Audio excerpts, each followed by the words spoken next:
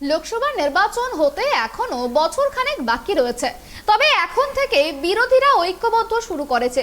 কর্ণাটক নির্বাচনের ফলাফলের পর সিদ্ধারামায়ের শপথ গ্রহণ অনুষ্ঠানে বেঙ্গালুরুতে বসেছিল বিরোধী নেতাদের চাঁদের হাট। আর তার থেকেই স্পষ্ট বোঝা যাচ্ছিল যে 24 লোকসভা নির্বাচনে কেন্দ্র থেকে বিজেপিকে সরাতে বিরোধীরা রণনীতি সাজাতে ব্যস্ত হয়েছে।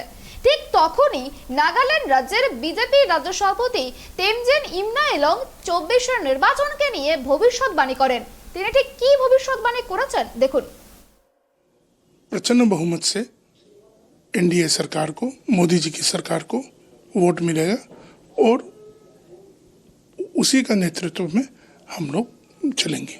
मोदी सरकार के 9 साल प्रजा की सरकार रहा है, विकास की सरकार रहा है, उन्नति की सरकार रहा है और पूर्वोत्तर के लिए तो इस देश की पूरा विकास की गद्दी में एक होके चलने का सौभाग्य मिला है।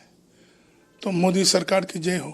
2024 का जो चुनाव होगा उसमें तो कुछ और वजह नहीं हो सकते हैं।